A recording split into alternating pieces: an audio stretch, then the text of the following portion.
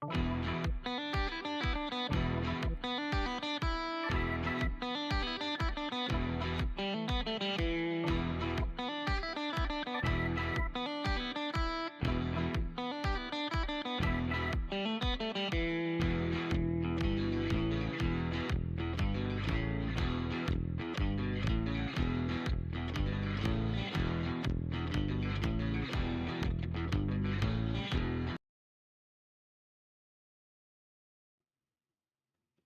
everybody, tonight this one's not about ratings or rivalries. Tonight we remember each these days and all those who slay. Tonight we set aside the bells and whistles.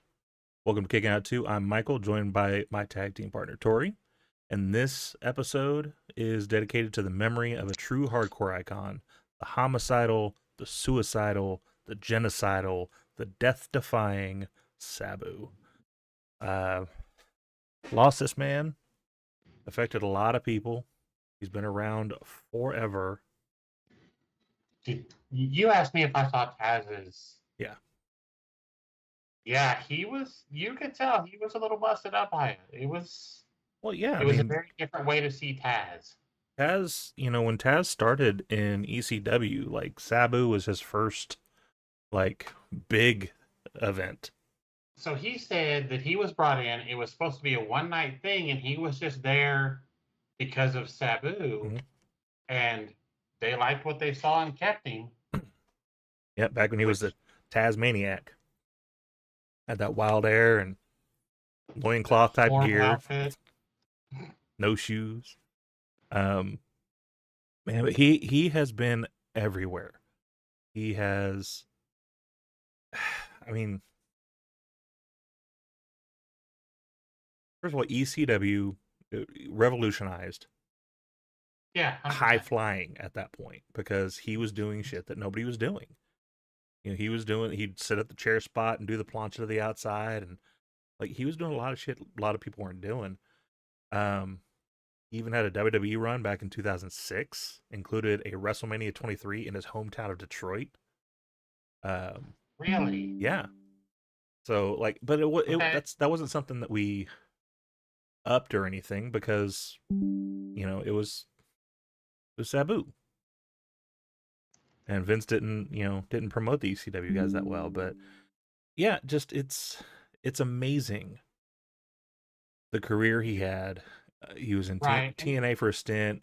If I remember right, he was even in WCW for like a hiccup, but I would say he was there for a hot minute. Yeah, back when like Sandman tried to go over there and he became Hack, and like they tried to have that resurgence of ECW, like they try to do in a lot of different companies, and usually Sabu was wrapped in there somehow. His stuff with RVD was always great. His stuff with RVD is what put him and RVD on the map. Yeah. Hey Stampede, welcome to the show. I don't know if you're here from the beginning, but we're not as jovial and haha as we normally are right now. We're talking about Sabu and his passing. We've yet to be able to really talk about that since it happened. You are a wrestling aficionado, so I'm curious to say, Stampede, what is your favorite Sabu moment that sticks in your brain? While you type that and think of that, what were you about to say, Tori? You asked me that earlier. Like, what was that moment? That person that we don't talk about, how he got the nickname the Crippler. That's valid. He broke Sabu's neck. Yeah. And the fact that Sabu got up, like, okay, so tough son of a bitch. USWA, he was featured as Samu, featured with Jeff Jarrett. He made an appearance in 1993 in the WWE. He defeated Scott Taylor in a dark match before Raw. He lost to Owen the next night in a dark match. And then at the October 20th, defeated Scott Taylor again in a dark match. Well, everybody beats Scotty Too Hotty. It's okay. Is that who that is? Scott Taylor? Yeah, it is. Okay. Yeah. He did his first tour of Japan in 91. ECW 93 to 95. Okay. Extreme Eastern, whatever you want to call it. Back to New Japan in 95. WCW in 95 as well. I was going to say, I thought he was there for Hiccup. He had 2 victories against Mr. JL, which was Jerry Lynn, because of course it's Jerry Lynn. Jerry Lynn. Another ECW Right. monster. Last match in WCW was against the Disco Inferno, which he won. Big Japan and All Japan, so that tells you how far back that is. Yeah. Back to ECW from 95 to 2000.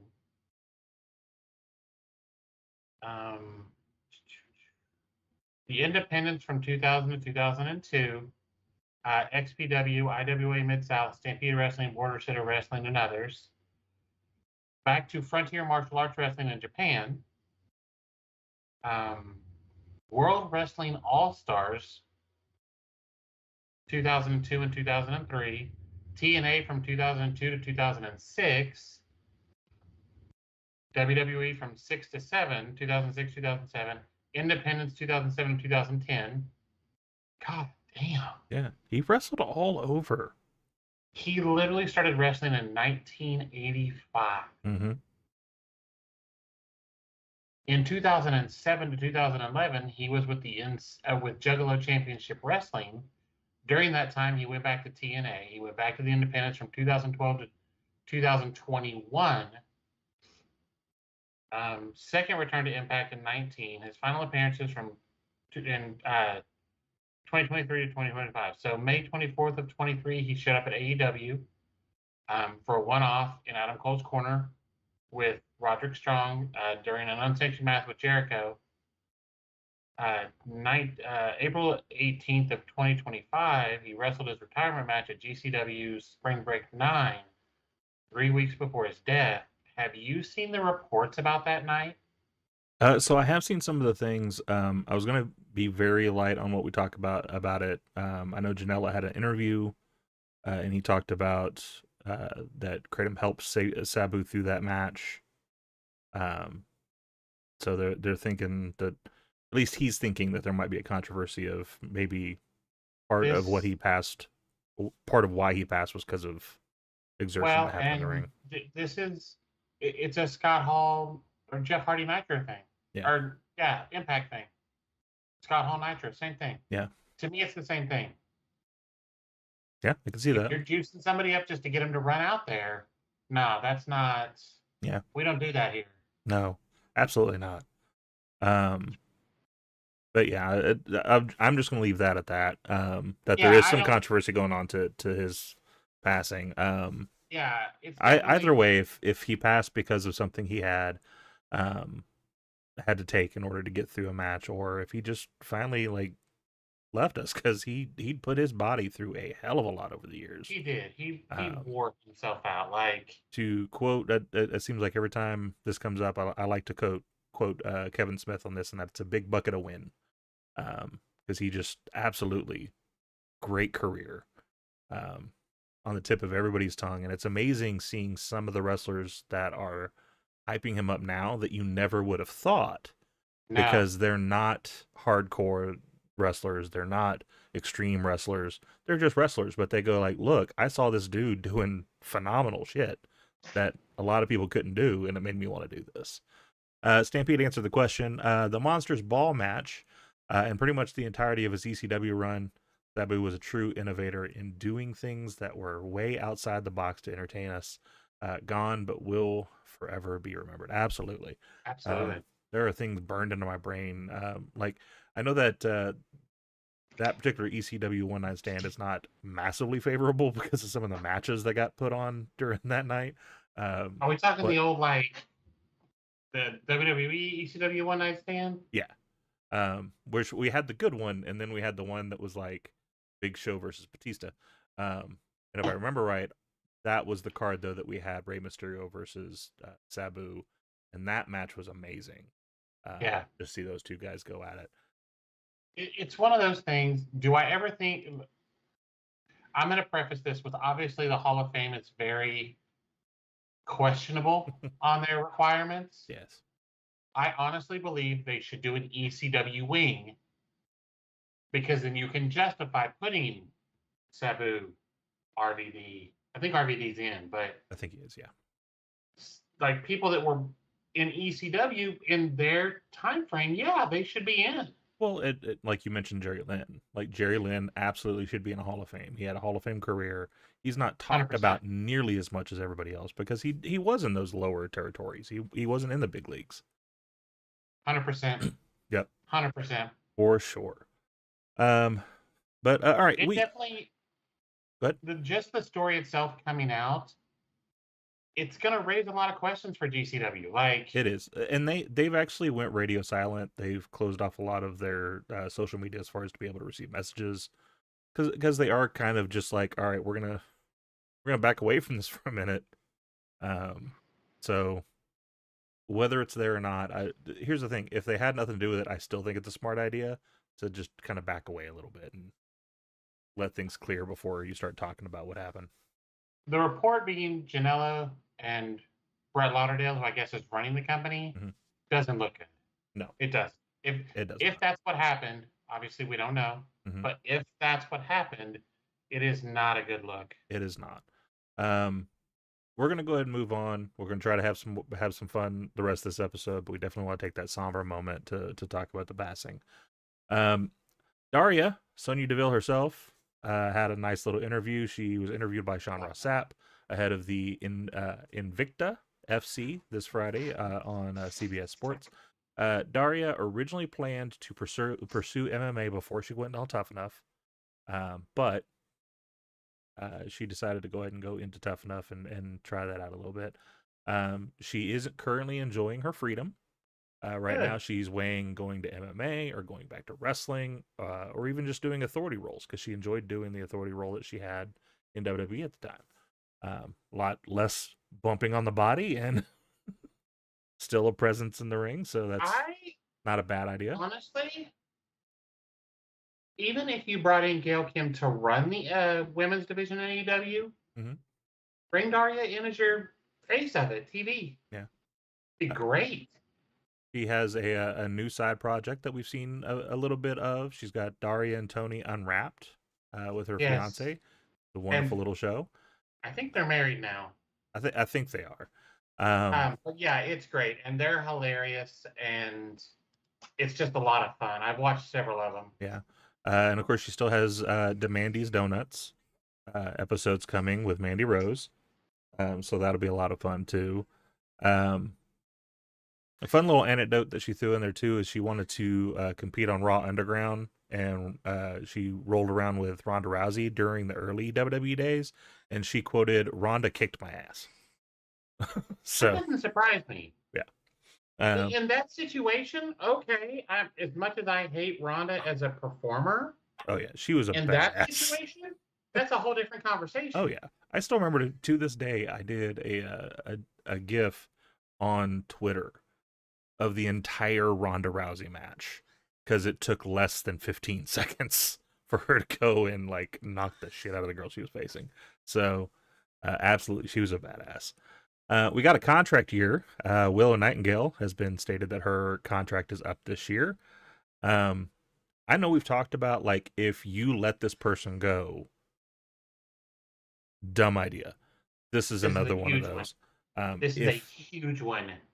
Not to say that everybody that leaves AEW should go to WWE, but if Sean or Hunter could scoop up Willow, that would be a huge, huge win for NXT. That character, that happiness, that joyousness. She's a whole character in herself. And so it'd be a lot of fun to have her on there. Plus, she's just a powerhouse. So she'd be fun to have there, absolutely. She's highly liked backstage. There's a lot of reports of her basically not having anybody saying a bad word about her. AEW considers her a priority to retain, so they are going to try to keep her as much as they can. So I'm sure they're going to back up the Brinks truck, as it would say, to keep her there. Here's the thing. First of all, if somebody says a bad word about Willow, on site. On site. But it's one of those things that letting her go with the way their division is would be crazy to me. Yeah. Yeah. I hope so. That's a 2% botch right there. That's not even Steiner math. Okay, little side note. Have you seen the Baby Steiners? Baby Steiner math. This whole No. this whole like AI babies doing things. They've got a whole like wrestler side of it now of doing promos and stuff. There's a Baby Steiner math one. It's hilarious because while he's mentioning like Kurt Angle, then it shows a baby Kurt Angle. And he mentions Samoa Joe. It's a baby Samoa Joe holding a math book. It's hilarious. Anyway, yeah, I don't see them losing her. First of all, she's done very well in AEW. I personally think she could have done better. I think she at a few spots definitely should have been the one to like, win that TBS title a long time ago. Win the women's title a long time ago. A title of some kind besides New Japan Strong. Yeah. So, but I mean, they still have held her in high regard. Yeah. They throw her out there in high profile things. She's in the middle of the Death Rider story stuff right now. We've got this whole will they won't they with her and Stat again. So she's definitely someone that they have a priority in. He has not been affected by the ooh shiny new toy. So definitely, I think they'll end up keeping her. Shotzi also has pronounced that she's going to an MLW show on June 26th. She's contracted with WWE, expiring, not a release. This gives her kind of the creative input and flexibility that she can kind of do what she wants to do. So yeah, she can walk in anywhere the day that contract ends. So she's already done that. Selena De La Renta is rebuilding MLW's women's division with Joshi talent and indie standouts, and so her bringing in Shotzi would be amazing. You have a Didn't Giselle just win that title? Yeah. Yeah, Giselle just won their title. So Yeah, there's a lot of I didn't put it on the news today, but there's a lot of crap going on about that too. Of your husband runs the company. okay, but look at you know what I know that's why I left it alone. I'm like, that's I'm not non-news. today. I'm not today. I'm not. But anyway, so MLW is eyeing Shotzi versus Shoko Nakajima. Okay. Shoko is the current world featherweight champion. So looks like we're gonna have a really nice, hard-hitting match. Oh, she was TBS okay. champion. That's right. She didn't have it for very long, did she? But Not that it's I remember. Well, and I also saw today they announced Priscilla Kelly's first opponent, Gigi. Yep. And it's her fiance. Yeah, which is fun. That's just fun. And he's gonna sell the shit out of it for her. Absolutely. So yeah, it's good that she's already out there like making waves and doing things. Shotzi was always one of my favorites that I don't think ever got the shine that she really needed to, but then again, she was another one of those I was kind of snake bit. Every time they started pushing her, something happened. And so it was just unfortunate. Hopefully she stays healthy, and hopefully she has a lot of fun down there in the indies for a while. And I would even necessarily consider MLW an indie, because I think even though they don't have the prominence of TNA as far as on a TV front, I think they're very quickly becoming a very popular indie fed that's out there. So I could see them becoming like a GCW, where that's one we talk about more often. AEW's new star, Mina Shirakawa, former Stardom standout, officially joined AEW. Previously, she's impressed during her AEW appearances, and so they definitely wanted to bring her in. Obviously, an imminent push is expected. If I remember right, I saw earlier they've noted her as one of the mystery opponents. In that 4-way. Yeah. Still no word on the other one. That was who it was. So we'll see who that one might be. But yeah. No, they announced the fourth one. Oh, did they? I didn't see it then. Unfortunately, I've been busy at the job that I actually have. You what? Unfortunately, I've been actually busy at the job I actually have. So I didn't get to watch a lot today. Because I know they posted it. Maybe it wasn't. Was it Tony? Well, Tony was already in it. No, Tony Khan. Oh. I thought you meant, was it Tony? I'm like, Tony's already in the match.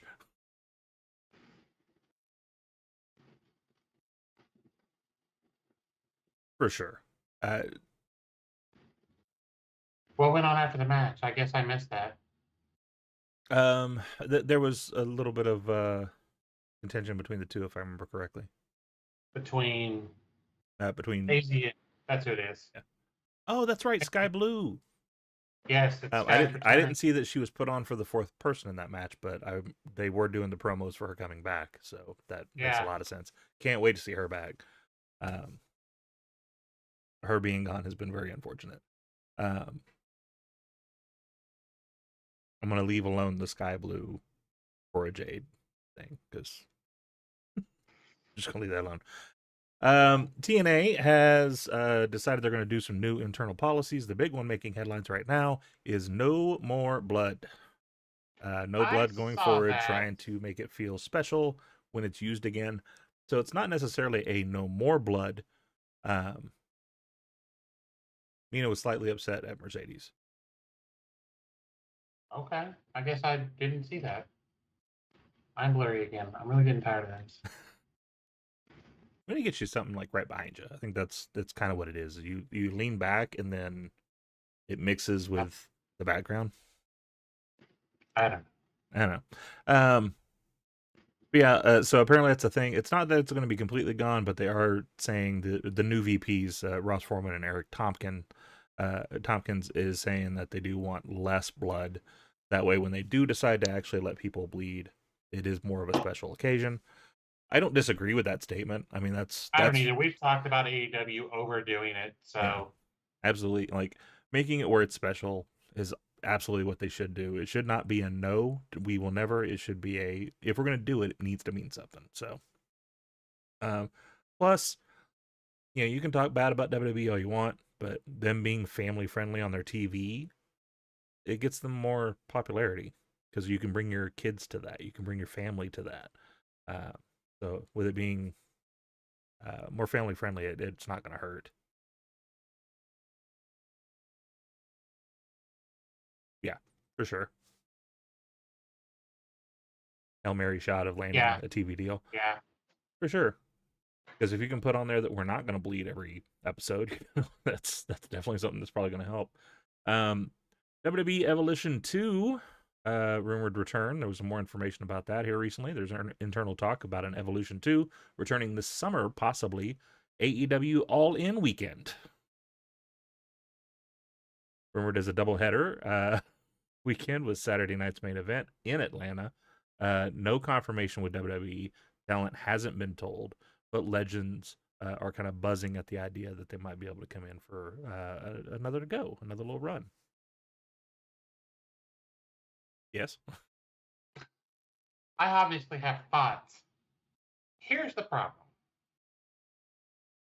Saturday night's main event is the same night as All In, correct? Yes. And it's, where is that? Is it Atlanta? Yeah, it's Atlanta.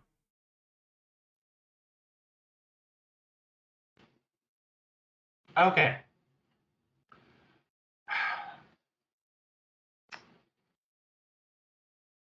My problem with this, my beef, is this.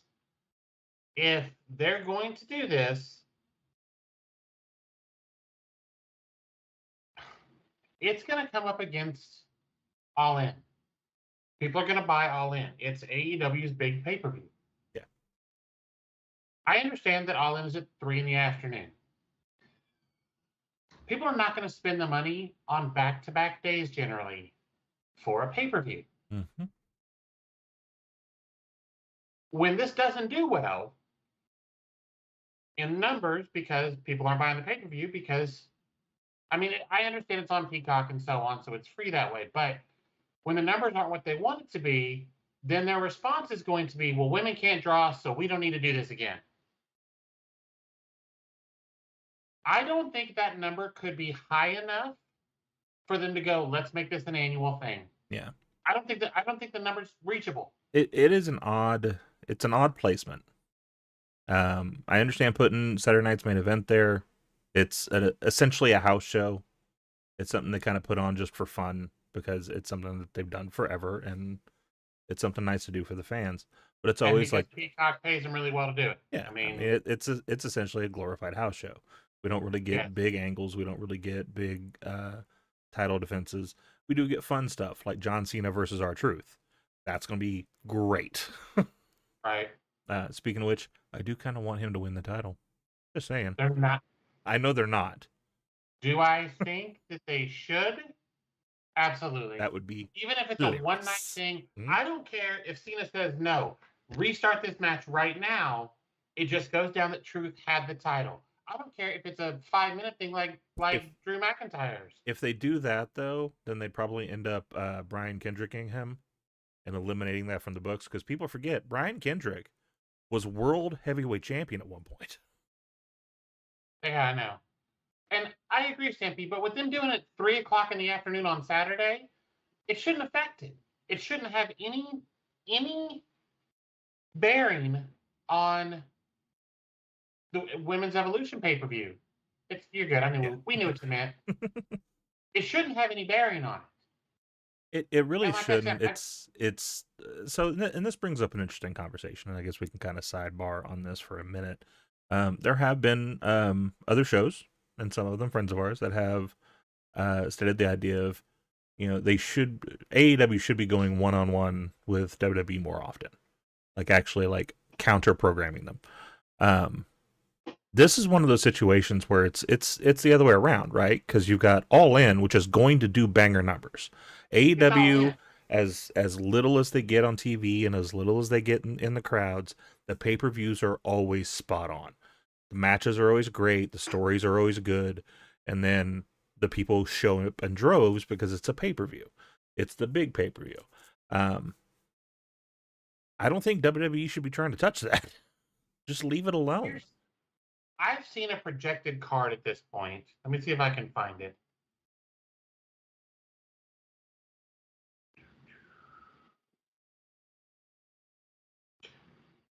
I don't have a problem with counter programming. Mm-hmm. Do I think AEW should do it to WWE? No. Now, I will say All In was set when they decided they started talking about Saturday Night's Main Event. Mm-hmm. All In was already set. They announced this shit a year ago. Maybe I can't find it. I saw a card for All In, but like Mox Osprey. Do you know how good that match is going to be? Yeah. We're going to get Tony and probably Mercedes or Jamie Hayter. That match is going to be fucking fire. Like, there's just so many matches that are going to be so good. Yeah. It's going to be a great show. Like, it's the thought of it not being a good show is something that nobody should be thinking. AEW, despite the TV to TV numbers and the TV to TV lack, I would say, of entertainment in some cases, I've been a big proponent of their pay-per-views are always spot on. Like, I will enjoy one of their pay-per-views start to finish every time. Where I think WWE kind of does the flip. Usually their pay-per-views are kind of in some areas, but their shows building up to that pay-per-view usually pretty spot on. So I didn't think the last pay-per-view was any. It was okay. It was Backlash. Whatever. Drew was on site. He said the crowd was rabid all night. Yeah. Like, he was there. I just don't.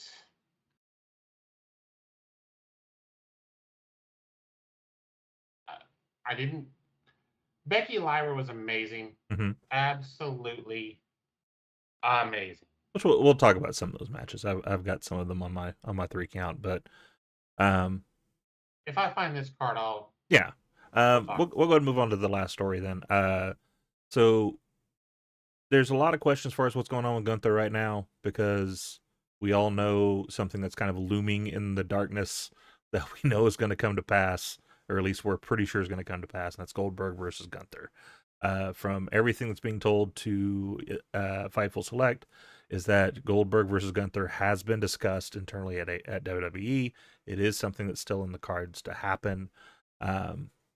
Goldberg has previously agreed to a retirement match deal with WWE, so his retirement match is most likely going to be in the Fed, and it seems to be that's probably going to be against Gunther. There we go. Yeah, Stampede's got it here. So Okada versus Omega, which is going to be amazing. I will say as long as we get Okada, because that's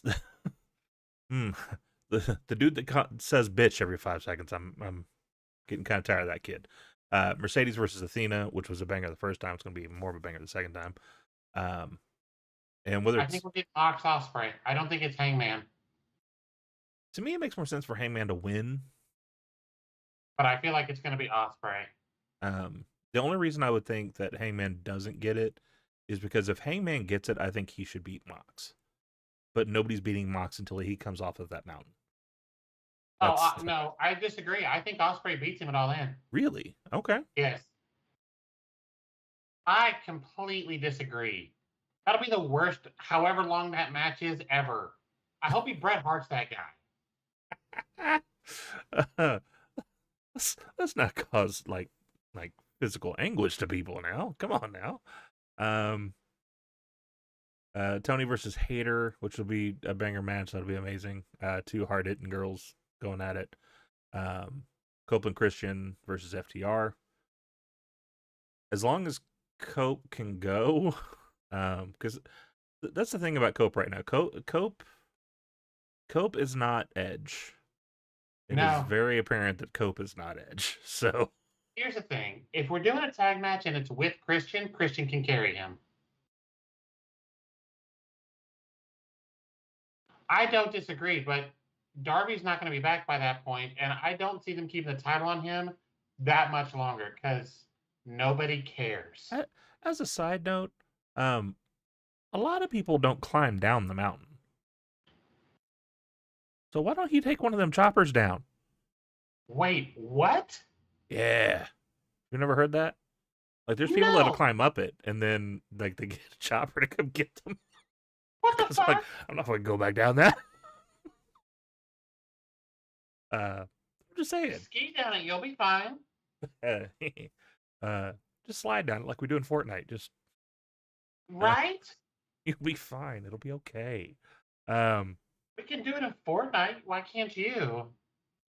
It will. It's going to help him in the long run. And plus, there's not a cage for him to jump off of. So. Them against them, Edge and Christian, because I'm telling you right now, we're going to get a 5-second post. Mm-hmm. And them against FTR will be amazing because FTR is going to make them both look like they're 25 again. Yeah.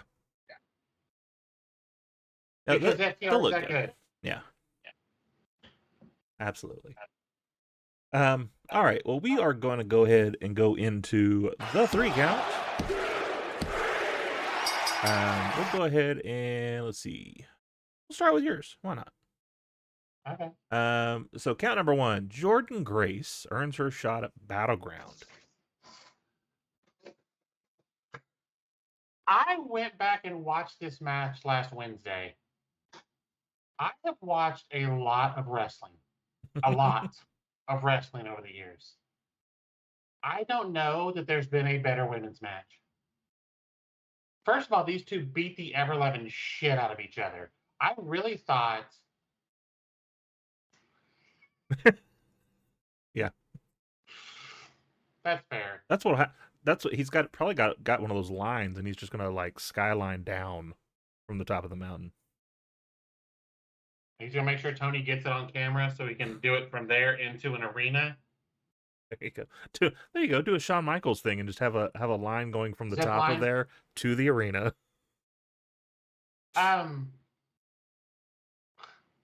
So I watched this match. Mm-hmm. There were at least 4 times I thought it was over. Mm-hmm. I'm like, that's a wrap. And they kick out. Like, the number of finishes in this that, first of all, the fact that Julia walked away is baffling. Yes, because that's my main thing that, like, I remember from this is that there's that scary bump where Julia landed flat on her head. The ref rushed in to check on her. She shook it off and just kept going. I thought we were done at that point. Yeah. just the whole match, just start to finish. Mm-hmm. I don't think we've had as good of a. If there is a better women's match, please tell me.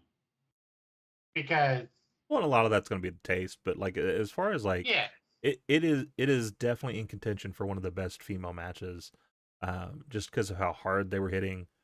Like it was a very snug match, yeah, and they made it look great. Like the one little flub up, and maybe it wasn't a flub up. Like that's the thing is like we're not in the ring, so maybe she was supposed to land that way and make it look like it was scaring us, and it definitely scared us. She hit the top of her head, and we're like, oh shit, it's done. yeah. I was a little concerned. Yeah. Do we think this leads to Grace winning the title and Steph going up? I think so. Yes, absolutely. It was not a very WWE NXT style match. It was definitely a more wrestling heavy, fight heavy match and less entertaining for entertaining's sake. Sorry, what did you say as far as do you think? Yeah, Steph's going up. Yeah. They've already pulled, to me, Julia and Roxanne are main roster now. Oh yeah. That match last night was fantastic. Well, especially like I don't know if you saw what happened afterwards, but they had a not a physical fight, but they had a fight backstage, and I think they're already looking to turn Julia back. Just kind of from what I was seeing there. Well, it's the casual WWE fan, so it is. It is what it is. It was a very, very good match, though. Definitely absolutely. one to remember. Your number I think that's two. one of mine. What? I think that match was one of mine. That tag match. Yeah, we'll get there. Your number two, a lucha spotlight: Andrade and Phoenix versus Los Garzas. Okay, I first saw this. I'm like, this is gonna be stupid. This match was great. Los Garza has gotten so much better. Yeah. Like their in ring, the facial expressions, the body, just the whole presentation has gotten so much better for them. Mm-hmm. You can definitely tell there's a change in booking. Mm-hmm. Well, you can tell that because Andrade had a match. Yes, that too.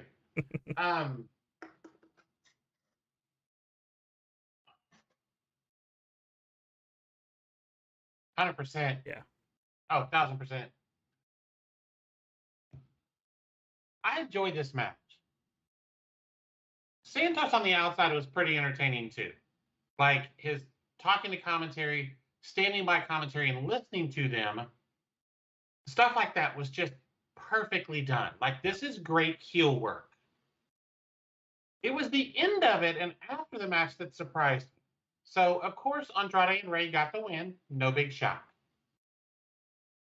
But then Angel goes to help Humberto up, and he gets pushed out of the way and told, basically, you screwed up because you lost. And Humberto was like, basically, go fuck yourself, and walked. Yeah. I'm like, okay, I didn't care about either of these teams, and now I'm fully invested in this. Yeah. Well, and Hector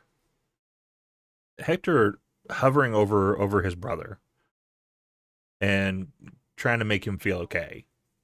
Angel, sorry. They're cousins, I think. Yeah. I thought they tried to pull the brother card a couple times. I could be wrong. I just may be hearing that from something else. Cousins, I think they are cousins. I think that I've heard them try to. Yeah, they're cousins. They're cousins. Yeah, sorry, I was thinking Hector Garza in my head for some reason. So yeah, Angel. Back in WCW, it's fine. Yeah, Angel hovering over his cousin, and like trying to console him about the loss, like trying to make him feel good about it. And then yeah, Santos coming in there like a ball of fire. Like it's a definite story that we're going to be seeing, and it's something they've already mixed in with Andrade. For sure. You're not wrong. Yeah. Like, you brought him back and have done zero with him. And you're about to, okay, so if you fix this with Legado, and you have a 3-man team, this is a perfect opportunity to bring over Penta and have Andrade and the Lucha Brothers. That 6-man match would be amazing. Mm-hmm. The only downside is we're right back where you and I have complained about every time, and let's just put all the Latinos in one spot. Yep. Like, that's my biggest complaint. Why is Andrade not in the U.S. title picture or the Intercontinental? Like, why are you not using this? He is one of the most talented wrestlers on your roster. Yep. Not just Latinos, not just luchadors, on your roster. Well, and it's one of those few moments where I can say, like, honestly, the way they had him presented in AEW, I enjoyed. Funniest thing in the world is seeing him walk into a locker room with Sting and Darby and basically asking Sting, like, hey, can I buy your son? Like, that shit was hilarious. Just let him talk. It's fun. Yeah, because they just announced possibility of when the draft is going to happen. So we're probably going to be getting that pretty soon of them being put together. To me, it was really weird that they put him on a different show to begin with, but maybe both of them get their kind of sea legs and then we get to see them put together later. Maybe that's the better story. Very well could be. And then, your number 3, women's tag main event, Rhea and Io versus Julia and Roxanne. So we knew this was coming last week when they said Rhea's not here. Io had a match with Roxanne. I thought, okay, Roxanne's gonna pay a little respect, and then she gets mugged. Cool, great storyline setup. We've seen it a million times. I'm here for it. Mm-hmm. I'm not a fan of them treating Io Sky, who is your champion, as if she's the Marty Jannetty of this tag team. Yeah. Rhea should have come out first, and then Io. Io's the champ. Yeah. Well, it goes back to Mania of, like, and that's an old school thing, and maybe we're just too old school for that, but, like, you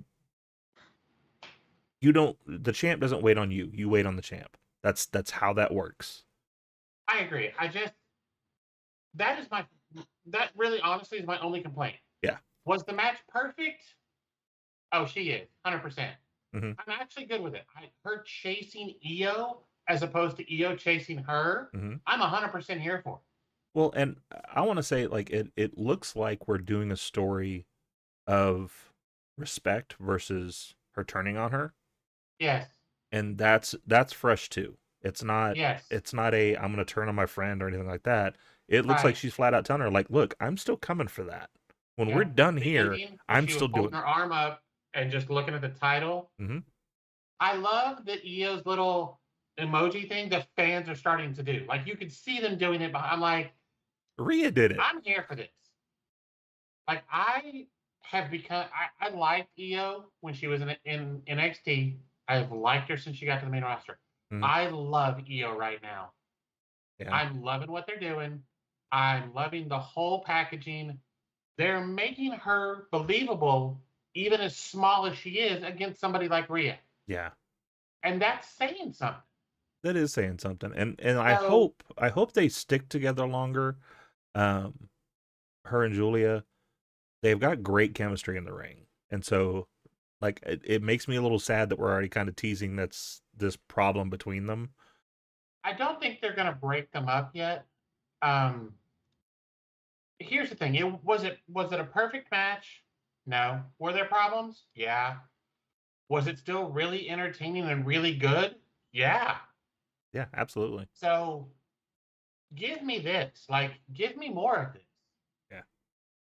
Because I'm with you. Roxanne and Julia look like they belong. Excuse me. And that's saying something for Roxanne being as young as she is. She's in her early 20s. Mm-hmm. Yeah, she's a young'un. She is 23. Mm-hmm. She's 23. Which, like, yeah, she's got so much ahead of her. And Julia is, Jesus Christ, She was born the year I graduated college or high school. Right. Are you fucking kidding me?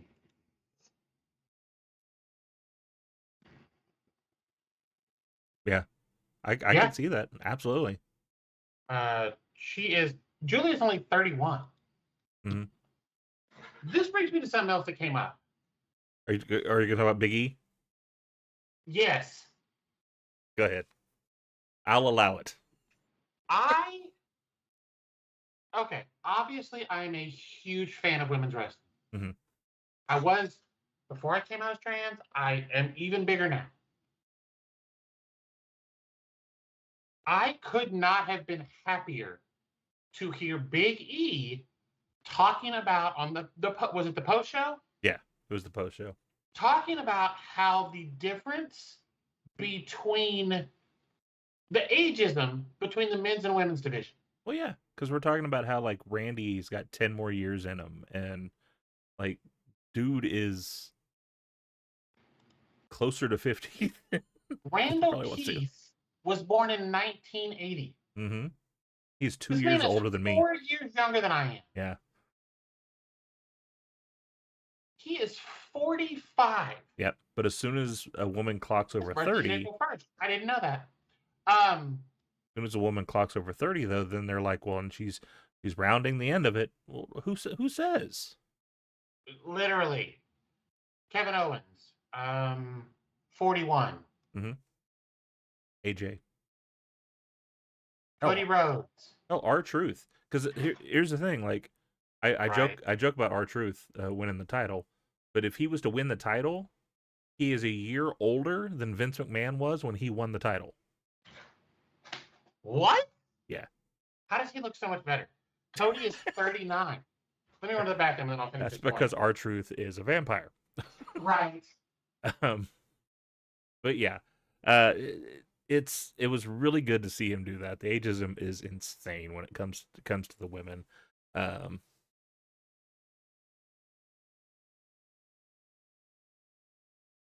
That's true. That's true, Stampede. It's definitely, more of a thing in North America. And it amazes me because like I look at, I mean, were they great? No. But like there was those moments where Mae Young, excuse me. Mae Young was in there like in her octogenarian days almost, and like could still kind of go. Like it wasn't great, but she could still kind of go. Talking about Mae Young, like yeah, like it wasn't great, but she could still get in there and roll around. It was wasn't fun. Pretty. Here's the thing.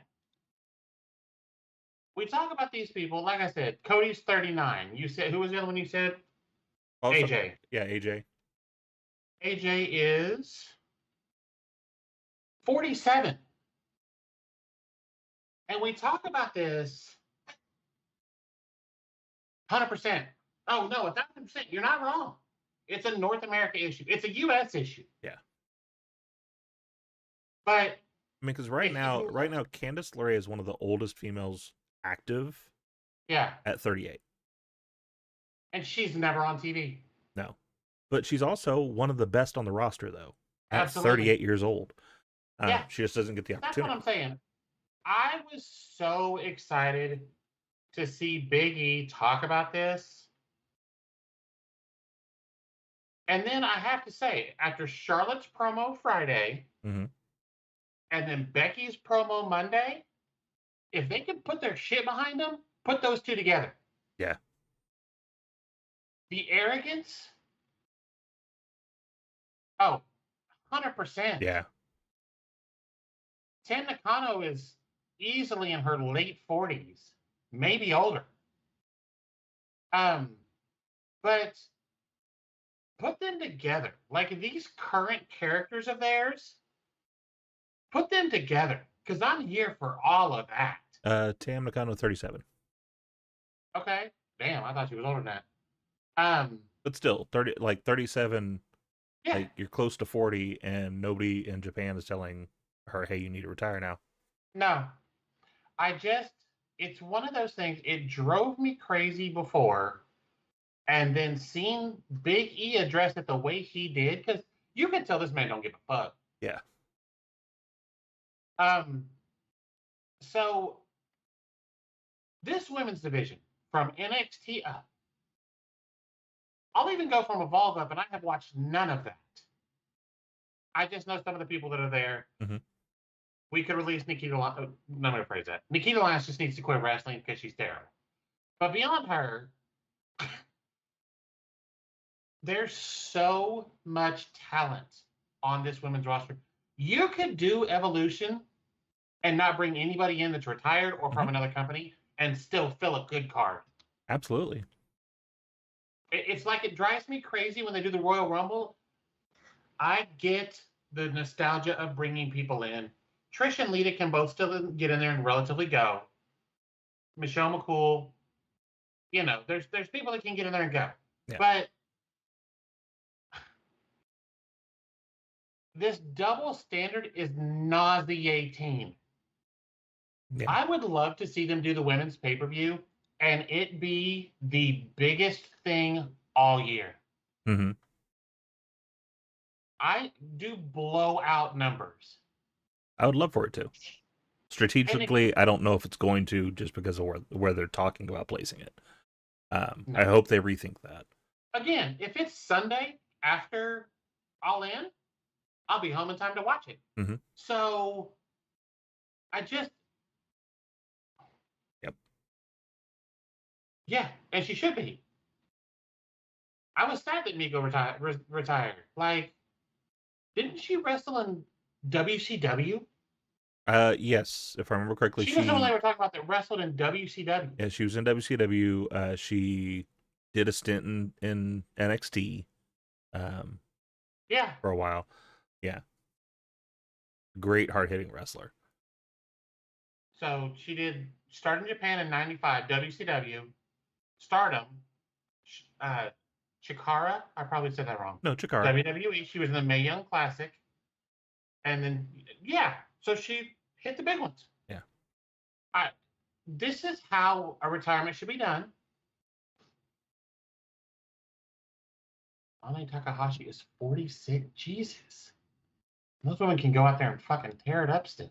Hey, just so I can throw this out there, you did say it correctly, and if you've never seen Chikara, you should Google some of that. That's the crazy one where there's like a family of wrestling ants. Like, it's some crazy shit. It's a lot of fun. What? Yeah, it's awesome. Oh, you're not kidding. Yeah, and you're add that too kidding. Of all these people that they're partnering with. Like, they're not that I wouldn't want to see some of the legends come back, because absolutely, if I could see, like, Michelle McCool, she's already stated a lot of times some interest in doing a run, especially if Layla comes back with her. I'm here for it. Yeah. If we could get those two to come back and do a tag match, I'm in. I'm here for that. But I mean, with everybody that they have, from the LFG people that are just starting, throwing them in a rumble of some sort. Yeah. The Stardom people, the Evolve people, the Rev Pro, the MLP, the TNA, like all these groups that they have affiliation with now, AAA, just throwing that in the ring now. Like, all these groups that you have affiliation with, that could be a massive pay-per-view. So, being the petty bitch that I am, I would love to see them start advertising one the same night as like a Saturday night's main event or something. Go head to head and watch that AEW pay-per-view blow the doors out. Because their pay-per-views, like you said, the shows may not be great. Their pay-per-views are absolutely must-watch. Yeah. Speaking of must-watch, do you see the Miz is going to be hosting American Gladiators? I did. I'm excited about it. That's fun. First of all, I'm glad American Gladiators is back. That was right. That was a nostalgia thing for me. I agree with you, Stampede. I think they should do like a WWE NXT TNA Marigold. I think that would be kind of just fun in general to have those three groups go at it. We'll go ahead and move on to my 3 count. My first one, the Big E special, the big meaty men slapping meat. He said it too. He did. He was like, I'm not gonna say the thing. I'm not gonna say the thing. They were like, say it. Jacob Fatu versus Drew McIntyre versus LA Knight versus Damian Priest. Good Lord. Everybody had an opportunity to shine. Jacob was amazing. You had things so big, like even Damian Priest during a Hurricanrana. That is insane to think that a man that tall and that big is trying to do Hurricanranas. But being the most agile guy in a ring full of massive human beings makes perfect sense of why he did it.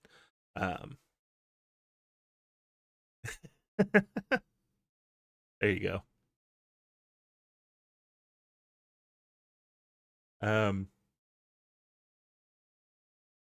But Jacob flying around like he's 250-pound wrecking ball. I heard this is awesome quite a few times from the crowd, just because of how great the match was. And then we get the wild out of nowhere thing. Like we knew someone was going to show up. We knew Jeff Cobb was coming soon. But him, first of all, did you see the hit? He knocked the dog crap off of LA Knight. Jesus Christ, that was a big hit. But then we find out that he's part of Solo Sikoa's group now. And so what story that's going to build now? Because we've got someone who's not in the bloodline, which the Tongans are already kind of like, they're not in the bloodline, but they are in the bloodline. Now you got someone that's completely out of that, nowhere near the Anoa'i family. Other than the fact that he's, had some issues with Jacob in the past as far as like that affiliation. So it's going to be interesting when we get to Friday and Solo has to answer to Jacob of like, why is this guy here? Because he took advantage of what happened, but he definitely looked like he was not happy about that situation. Right. It's one of those things.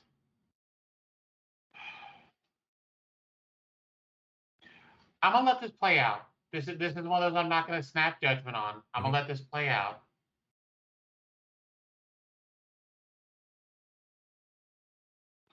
Fair, but at the same time, Solo pulling him off the table.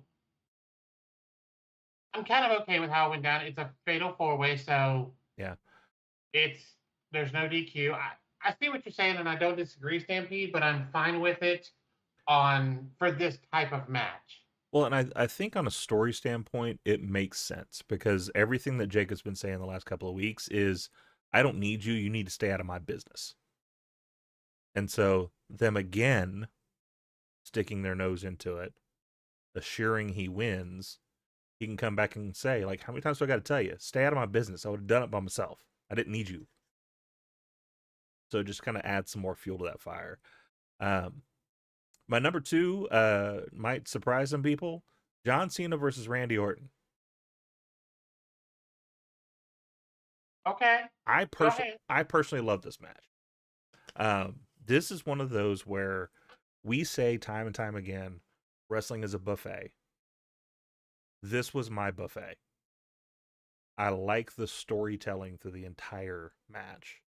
I like the moment where Randy is, in a situation where he can't win right now and he's got authority all around him. So what's he going to do? He's going to RKO the shit out of all of them. Just screw it. I'm done. Yes, it was a bit overbooked, but we also got to tease the R-Truth thing, which then bled over into the aftermath in the scrum at the end, which now leads to a match to them with them at Saturday night's main event. This was like a video game storyline. Like it was so crazy and everything was massively overbooked. But I liked it. If you don't do that too often, to me, that is a nice little fun thing to throw in there. But on top of that, add the Shakespearean ending of him sliding out of the ring, looking at the title, and he starts hearing people still chanting, "Let's go Cena." And you can see it on his face that it's already starting to wear. Saying, "Thank you, Cena," too. Yeah. And it's already starting to wear on him of like, oh shit, like I've been a right bastard this past few months and they're still cheering me. They're still thanking me. So that's going to add contention going down the line. And you saw a little bit of that with the scrum too, because he tried to come out there and he's like, "Look, I understand last time I was here, I didn't give you all the respect. I'm going to sit here and I'm going to answer any question you want." And then, of course, R-Truth had to open his mouth, and that ended that. But it gave a moment of clarity of, oh shit, I am still the good guy. And so that story is going to progress. And I love the whole thing. Are we going to talk about the video you sent me? Yeah, that's our Twitter topic. So when we get done, okay, yeah, then I'll wait for that. But yeah, like it's a nice story. I did see some people say some fun things online about it too, which I love when excuse me, when fans kind of throw in just random stuff. Someone was like, "Why couldn't we have Randy come in with his old theme, just for the fun?" I think we would have missed the voices though. Are you laughing at Stampede over here? What do you say?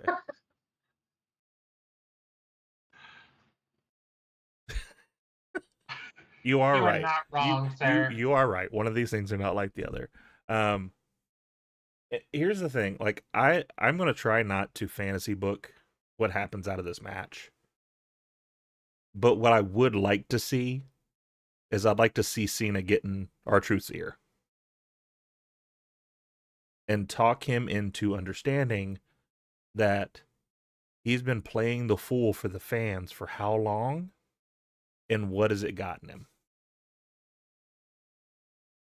And so then we get a serious Ron Killings for a little while. I don't know that you could do a serious Ron Killings. I don't think that, here's the problem. We saw it in TNA and it was fantastic. Mm-hmm.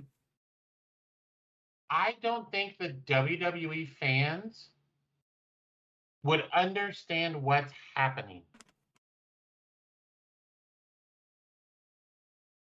To me, that makes it even better though, because like you're talking about like the millennial fans that did not see it in TNA. To me, his heel turn, if they turned him, would be a bigger heel turn than John Cena, because he has been the consummate comedian clown for the entire lifespan of some of these children. But that's just kind of my thought. Hey, Big Mike, welcome to the chat. How are you doing? Big Mike. We started tonight off talking about the loss of Sabu, so I would feel remiss if I didn't ask you, what is your favorite Sabu moment that you remember? While you're thinking of that and typing that, we'll go ahead and move on to number 3, AJ Styles versus Finn Balor. This match was better than it had any right to be for where they placed it and the lack of any sort of build that we put on it. These two guys are always amazing together. It was at least a 17.39 star classic in the Tokyo Dome, if you ask Uncle Dave. It was such a great match. Little Jimmy. I'm still so hold on right now. So the funniest thing I've heard about Little Jimmy over the past couple of weeks is R-Truth is trying to get them to sell an empty action figure package and call it Little Jimmy. Do you know how well that would have sold? I would have bought the shit out of that. Put a $20 marker on it. I'm gonna buy it because that is hilarious. Or put a $30 one on a 2-pack of R-Truth with Little Jimmy, and it's nothing next to him. It's just a bubble. I'd be in for it. Not only was it a great match though, but it also had a great story in it. You had Dom mysteriously gone for some reason. He decided he wasn't going to show up for the match. You had Penta sticking his nose into it, still keeping that thing between him and Judgment Day going. And that's where it's kind of like, where is this going to go? Because if you take Penta and move him to where Phoenix is, they've got a story there waiting for them. If you take Ray and move him to where Penta is, there's a story waiting there for him. So it's kind of fun that no matter where they go, they got something built already for those two. A lot of talk, and this is where I'm really loving the new direction. I'm loving the new management, because there was a lot of talk tonight. previously about AAA. We talked a lot about AAA and the Mexican heritage and all that. In the women's tag match that we talked about. We also talked a lot about that with the men's tag match that you talked about. Here we talked a lot about Bullet Club. We talked about the Good Brothers. Like, we didn't care about saying names of other companies or saying names of other people. And even just kind of throw it back onto talking about Sabu. When they talked about Sabu's passing, they mentioned Taz flat out. And so mentioning someone who is a prominent person on the other channel, yeah, never would have flown before now. It's one of those things that you can't talk about anything ECW without talking about Taz. You can't. Because who is one of the most recognizable faces from ECW? Yeah. The Dudleys and Taz. Obviously, people know Dreamer, RVD, so on. But if you're talking about ECW guys, it's Taz. Exactly. Yeah. It's so intertwined because that whole thing with him, RVD, Taz, there was a whole run of all those three dudes tangling or teaming or teaming or tangling throughout the years. Yeah. Because they were trying to keep Taz at the top of the card, and that's why the FTW ended up coming out, because he never got a fair shake at the world title, so he made his own title. And at the time, it was being held by that strong suit at the top of the card. So, yeah, it's hard to say those things, but yeah, just this match itself, just to kind of close that, and then we can talk about what we're talking about. I do think it was undersold. I do think it should have been a more prominent match. It was weird that we kind of threw this in there, and it was just like, there's this great match that we're going to have for no real reason. It's just here. But it was a really good match. If I would say, even if you haven't watched any matches from Raw, that should be one of the ones at the top of the card that you watch. But yeah, no, the whole idea of, like, we're not going to, and it's weird to use that line that Vince used way back in the day of, we're not going to insult anybody's intelligence. There's other companies out there. There's other people out there. These people did not just all of a sudden become a wrestler when they showed up in WWE. There's a whole cavalcade of things that they've been through in their life. And if we don't talk about it, it's just dumb. I agree. And we've talked about this. It's so stupid to pretend. It's like pretending like Cody just went home for however long. Well, and we kind of did, if you remember right. Like, because when he first came over, Vince was still very prominent in control, and we kind of did. We talked about him being here. He got tired of his position. He left, bettered himself somewhere else, and then came back.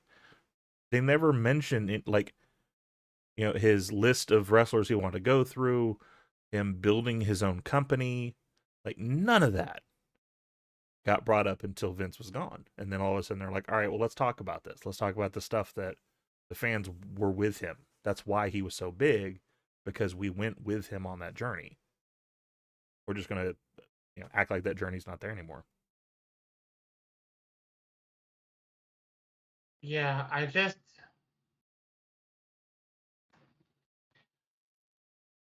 don't think AEW needs to keep bringing up WWE the way they do, but I think WWE needs to admit that there's other companies and stop acting like they're not. That's fair. Yeah, that's very fair. And double down on it again.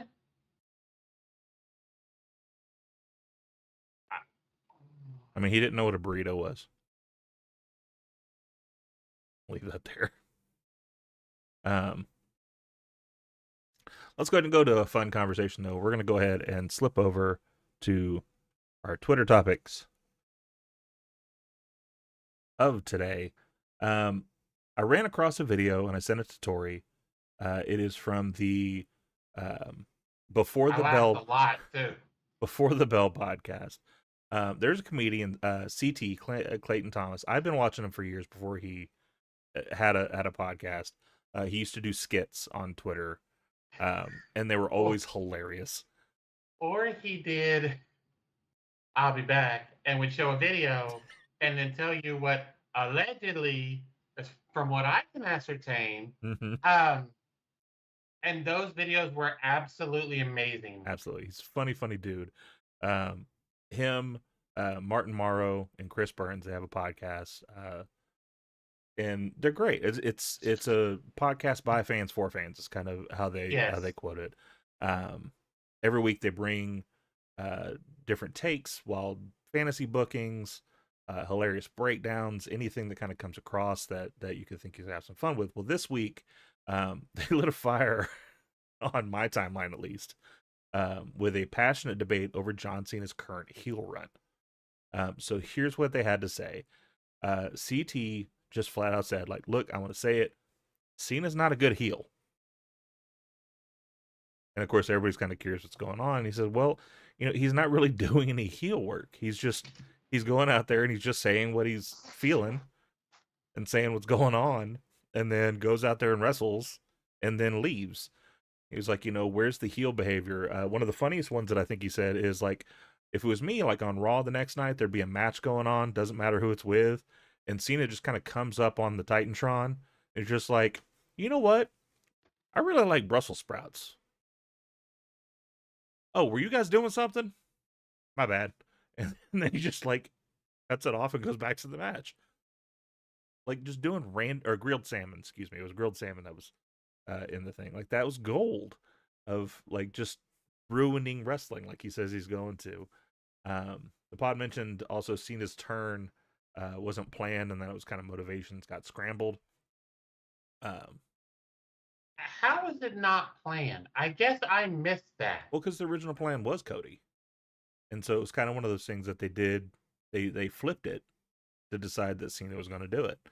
At least that's what the stories have been.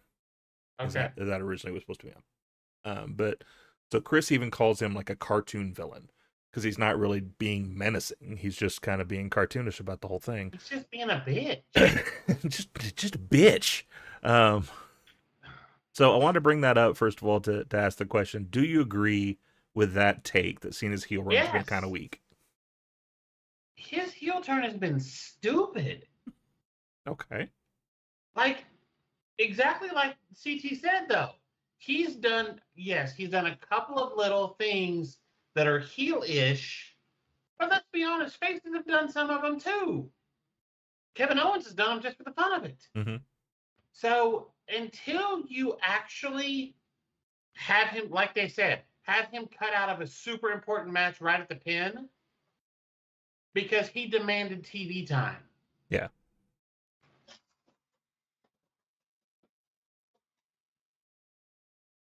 Fair. Very well said. Yeah. The heel run itself started fire, but it definitely has not been executed as well as it should be. It hasn't, and I don't care. Like, Cena Orton was okay. Was it great? No. But is Cena a terrible heel? Yes. Okay, so here's the question then. What would you have done? What would you have Cena do to make it seem like he's more serious about ruining wrestling? Oh, he needs to start just interrupting, like CT said, literally everything CT talked about. Interrupt shit that is hugely important. Like just with shit that doesn't matter. Yeah. I'm not okay.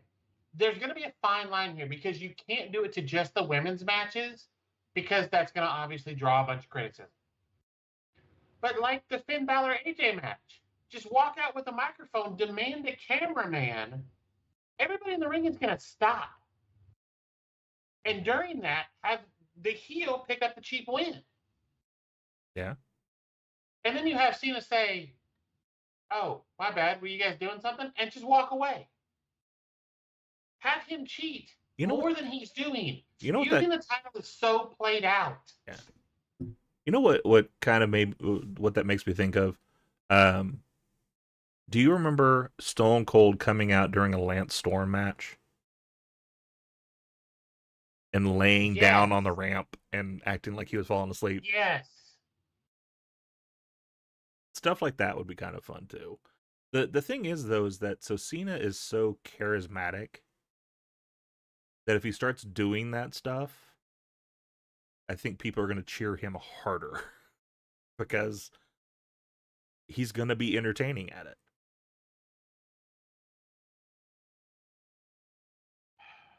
I mean, does he need to go like full chaos agent and just like Yes. stone face, not make jokes, go out there and just beat people up? Yes. Yes. For no reason. Walking through the back and just punch somebody. Stand, drop stand. I just Like can't literally the stand. same thing. Literally the same thing as Sean going through and super kicking everybody. Mm-hmm. Stuff like that. The stand in front of the ring announcer is perfect. That is some heel shit. Mm-hmm. Yes. Yes. Well, and Yes.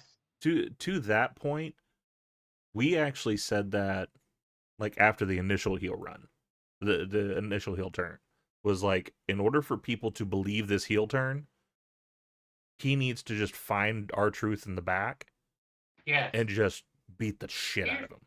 Here's the thing: you need to advertise this as the opening match for whatever show it's on. Mm-hmm.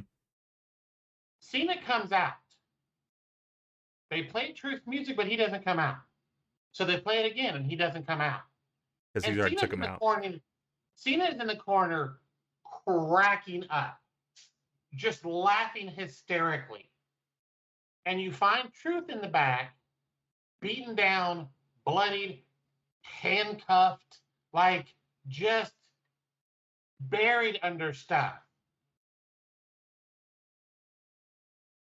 And Cena's like, well, I guess we're not having that match. And he walks out. Just to add a little bit more of heel to it, camera shows him beaten down, handcuffed, out. Behind him is a road box. You pan up, and it's Travis Scott sitting there, just looking over. I hate Travis Scott, but I ain't mad about that. Or if you have a fourth person joining this little thing with The Rock and John Cena, have that person sitting there. Yeah. Now, I have wondered if we're going to get Seth and Braun and Heyman joining up with this other faction. I don't think so, because Sammy's turning on CM Punk at Saturday Night Main Event. I'm glad you think the same thing I do. Because, yeah, as soon as I saw what happened, I was like, there's no way that Sammy's not turning. There's not. It's happening. And it's going to be fire. It's going to be a fire heel turn for him. Yeah.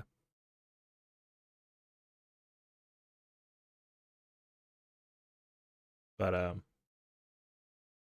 yeah, no, I don't think they're going to join that. That may be one of those, like, I know back in the Vince days, we said this a lot of, like, I don't think they know who the next person is. I think some of that they're kind of just flying by the seat of their pants a little bit. I just, like I said, I don't care about this Cena heel turn. It's just stupid. Yeah, I see where you're coming from. It's not entertaining to me. I see where you're coming from. That leaves me with one final question I'm going to ask the crowd that is here with us right now. And you absolutely answer to if you want to. What is your favorite heel turn done right in recent memory? Oh, it's Seth on the Shield. That may be the greatest heel turn of all time. And I love Sean throwing Marty through the window.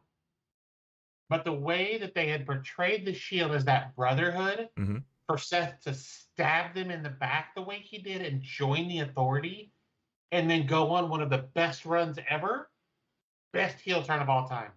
Hands down. I like it. It didn't come out as well in the end of it, but mine actually is Sammy pulling Kevin off the table at the Hell in a Cell, solidifying him as a heel in the Kevin versus Shane McMahon story. Yeah. because that like, and it's weird when Sammy does something that involves Kevin, and we're all like, I didn't see that coming. How did we not? Because everything in their life is wrapped up around each other. It is hard to argue, Seth. Seth is absolutely like that. That turn came out of nowhere. No one saw that shit coming. I hate to say this. Seth is the big show of this generation. This man has flip-flopped more than a fish sandwich, okay? Like, fair enough. But the fact is, he can play both roles so perfectly. Yeah. I do think like this is the best Seth we've had in a while. I do think somewhere around him wearing the leather jacket with the fur and hanging around with AOP. Oh yes, KO turning on Sammy that night that Sammy won the title. Yeah, in NXT. Yeah, that was so good. And it's sad how special that was, because here's the thing: I didn't know Sammy or KO. I was not a big aficionado for like the indies at that point. I had heard of them. Yeah, no, that I'm not even starting the Danielson one. That was so terribly done. The premise was great. The execution was nothing. No, here's the thing. I'll say this. That turn of them trying to kill Danielson is like the Cena turn. The initial thing, what happened that night, fucking gold. Because them wrapping that plastic bag around their head, his head, the Shakespearean story that we were telling with Yuta, like not wanting to be part of it, but feeling like he had to be forced to be part of it, and you could just see it in his face of like he didn't want to do it. That was great. Everything that happened after that was shit. But that night was great. All right. Well, I think we'll go ahead and close this out. But before we do, Sean and Gus pretend to be George Takei's assistants at a convention in an attempt to track down a missing teenager. Up next on Psych. I'm sorry. All I can hear is him saying, "Oh my," when anybody talks about George Takei. Oh my. One of the small ones I had. Somebody posted, "Give me Bronson Reed and Jeff Cobb as the new natural disasters." Yeah, I saw that tweet. Yeah, I'd be down for it. Here's the thing: when he comes back, if I don't get a match, I'm glad I could give you something that you're used to doing right now, Big Mike. When he comes back, if I don't get a match with Jacob, Jeff, and Bronson, we have failed, because I need those three big bastards in the ring together. Speaking of Big Mike's in the chat here with us. Go ahead and look on Twitter for a poll that's going out right now for a tag team Money in the Bank Raw title. Yes.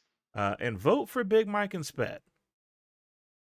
We here support this message. The run-in. Yes, I voted for them and retweeted that poll.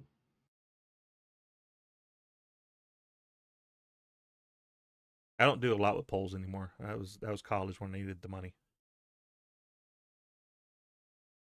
Right, big meaty men slapping me. Are we talking about the three-way I just talked about? Or are we talking about you and Sped in the match? Are we just talking about him and Sped? Big Mike, I just saw your thing about the Queen of the Run-In thing. I'll toss my hat in the ring for it. Ooh, all right. I'll be your loudmouth manager. Giving you a manager would be like giving CM Punk a manager. What's the point? What's the point? Literally. No, he's not. No. He should. He's a sweaty Slim Jim. Should he? Yes. 1,000% he should, but he won't. Honestly, I don't think it's Cody. I think it's CM Punk. You think he ends with Punk? Yes. All right. Who was one of his best feuds other than Randy? I don't disagree. Maybe Punk's who he loses the title to, I don't think that's who ends him though. Because I don't think he ends losing the title. I do. I think he ends and still has a match or two. I think you keep it on him till December. Okay. It's his last run. I don't disagree with it being his last run, and he absolutely deserves it. But I think tying up the world title in him retiring. Oh, he's beating Cody at some other point this year. Okay. To keep the title. He's going to lose the title to Punk, and we're going to get Cody Punk. Punk is going to get his legitimate title main event at WrestleMania. Okay. I'm not opposed to it. Not opposed at all. All right, well, that's it for tonight, folks. Just remember, wrestling today is like the biggest buffet you have ever seen. You don't have to love everything on the table, but let people enjoy what's on their plate and load up what hits for you. Catch us on TikTok, YouTube, Twitch, Blue Sky, and sign up for our Kicking Out 2 Discord right above my bald head right there. Remember that bald is beautiful. It's a choice, right? Go ahead and drop your thoughts, share your faves, and keep the conversation going. In the meantime, and in between time, we will catch you on the next one. Bye. Here's the cover. Can he do it? Kick out at 2.